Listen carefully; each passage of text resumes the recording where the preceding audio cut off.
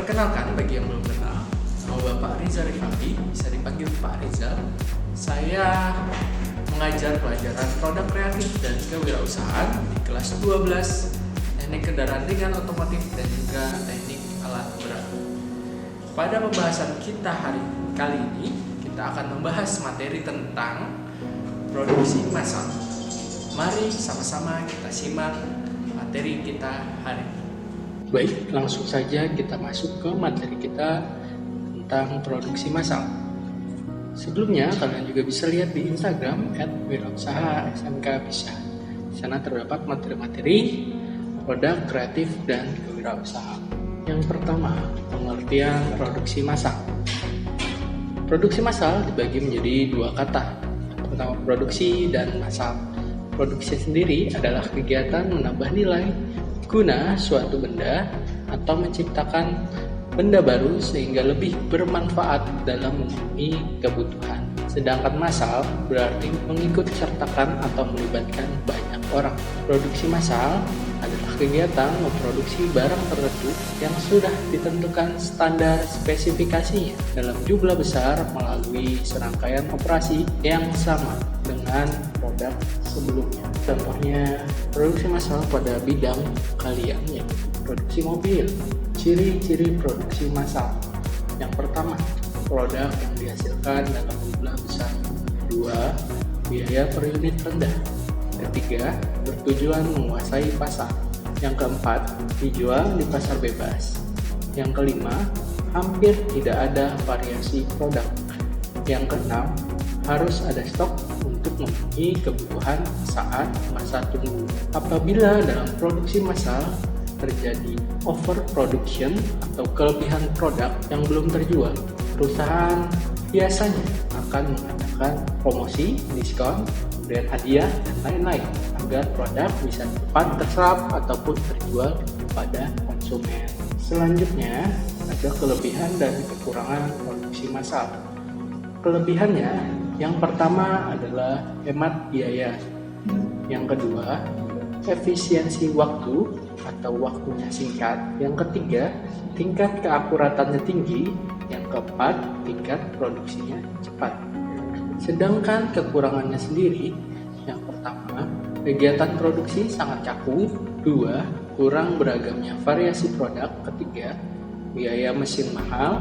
Dan yang keempat, tidak ada jaminan produk akan laris di pasaran. Selanjutnya ada perencanaan produksi massal. Pengertian perencanaan produksi sendiri adalah proses untuk memproduksi barang pada suatu periode sesuai yang telah dijadwalkan melalui pengelolaan sumber daya seperti tenaga kerja, bahan baku, dan peralatan. Perencanaan produksi berguna untuk mengarahkan seluruh aktivitas rutin tenaga kerja. Menurut Sukarya Semulingga, perencanaan produksi meliputi kegiatan-kegiatan berikut. Yang pertama, mempersiapkan rencana produksi. Kedua, membuat jadwal penyelesaian produk. Yang ketiga, merencanakan produksi dan pengadaan barang dari luar. Yang keempat, menjadwalkan proses operasi tiap unit. Yang kelima, menyampaikan jadwal pada pemesan. Selanjutnya, tujuan perencanaan produksi. Dalam perencanaan produksi pasti memiliki tujuan. Yang pertama, meminimalkan biaya serta memaksimalkan keuntungan dari perencanaan yang dibuat. Yang kedua, memaksimalkan kepuasan pelanggan karena sudah terencana. Yang ketiga, meminimalkan perubahan nilai produksi ataupun hal-hal yang tidak diperlukan dalam produksi. Selanjutnya, meminimalkan perubahan tenaga kerja. Dan yang terakhir, memaksimalkan perlengkapan dan inventaris suatu pabrik. Baik, selanjutnya kita akan masuk ke jenis-jenis perencanaan produksi. Ada 3 jenis perencanaan produksi. Yang pertama, jangka panjang, long range planning, yaitu perencanaan produksi hingga 5 tahun mendatang.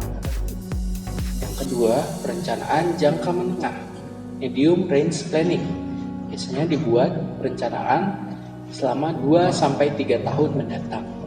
Dan yang terakhir, perencanaan jangka pendek, short range planning. Biasanya perencanaan tersebut dibuat kurang dari 1 tahun. Baik, selanjutnya kita masuk ke proses produksi.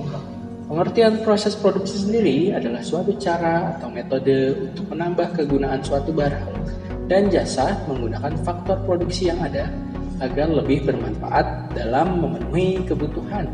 Jenis-jenis proses produksi ada 4. Yang pertama berdasarkan wujud proses produksi, bagi lagi menjadi 2. Yang pertama kimiawi, yaitu proses produk yang menitikberatkan pada adanya proses analisis atau sintetis serta senyawa kimia. Contohnya produksi pada perusahaan obat-obatan, tambang, minyak, dan lain sebagainya. Yang kedua, perubahan bentuk proses produksi yang pelaksanaan produksinya menitikberatkan pada perubahan masukan input menjadi keluaran output sehingga didapatkan penambahan manfaat atau faedah dari barang tersebut. Contohnya apa? Contohnya adalah ketika benang dijadikan kain dan dijadikan baju. Seperti itu adalah contoh perubahan bentuk. Yang ketiga adalah assembling atau perakitan. Proses produksi yang dalam pelaksanaannya lebih menentukan pada proses penggabungan komponen-komponen produk dalam perusahaan yang bersangkutan atau membeli komponen produk yang dibeli perusahaan lain. Contohnya apa? Di sini banyak di bidang kalian, yaitu perakitan mobil, motor, HP, dan lain sebagainya. Yang keempat, transportasi. Proses produksi yang menciptakan pelayanan pemindahan tempat, baik berupa barang atau manusia. Contohnya banyak, ojek online, taksi, kereta, pesawat, dan lain sebagainya. Yang kelima, yaitu pencipta jasa administrasi. Suatu proses yang memberikan jasa administrasi kepada perusahaan-perusahaan lain atau lembaga yang membutuhkan. Contohnya, akuntan, ataupun ahli hukum, ataupun lembaga keuangan yang melihat keuangan perusahaan tersebut. Tadi itu merupakan jenis produksi berdasarkan wujud. Selanjutnya berdasarkan arus proses produksi. Ada 3. Yang pertama terus-menerus, yaitu proses produksi barang atas dasar aliran produk dari satu operasi berikutnya tanpa penumpukan di suatu titik dalam proses. Yang kedua, terputus-putus pada jenis produk diproses dalam kumpulan produk bukan atas dasar aliran terus-menerus dalam proses produksi. Kalau tadi terus-menerus, contohnya itu biasanya pada produksi massal di bidang makanan, minuman, itu akan terus-menerus biasanya. Kalau terputus-putus, contohnya adalah konveksi yang apabila ada pesanan. Kalau konveksinya dia produksi terus-menerus tapi pesanan juga, kalau ada pesanan dilayani, itu adalah yang ketiga, proses produksi campuran, tipe penggabungan dari terus-menerus dan juga terputus-putus. Selanjutnya berdasarkan penyelesaian proses produksi. Ada 5 tipe. Yang pertama, tipe A, dapat diperiksa dengan mudah, artinya proses produksinya mudah. Yang kedua, tipe B, dapat diperiksa dalam beberapa tahap. Yang ketiga, tipe C, terhadap penggabungan komponen-komponen produk. Yang D, proses menggunakan mesin otomatis. Dan yang terakhir, perusahaan dagang atau jasa. Selanjutnya yaitu proses produksi berdasarkan bahan mentah. Ada 2, analitik dan sintetik.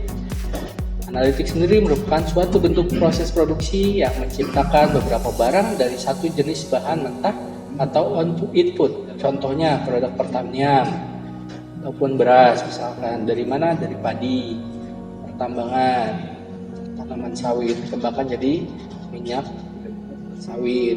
Lalu yang kedua, sintetik, yaitu proses penggabungan beberapa input atau bahan mentah menjadi satu barang lain. Contohnya produk manufaktur. Mungkin bisa juga mobil terdiri dari ban besi ataupun seng, lalu bannya, dan juga kaca. Nah, itu termasuk sintetik. Dan yang terakhir yaitu proses produksi massal. Tujuannya, satu, meningkatkan efisiensi ataupun kecepatan dalam produksi. Yang kedua, meningkatkan produktivitas, yaitu kuantitas ataupun banyaknya suatu barang. Yang ketiga, meningkatkan kualitas suatu produksi yang akan dihasilkan. Baik, itu tadi materi kita hari ini. Semoga kalian dapat belajar dengan penuh semangat dan juga mendapatkan manfaat dari pelajaran kita hari ini. Jangan lupa dikerjakan tugas-tugasnya. Sekian dari saya. Assalamualaikum warahmatullahi wabarakatuh.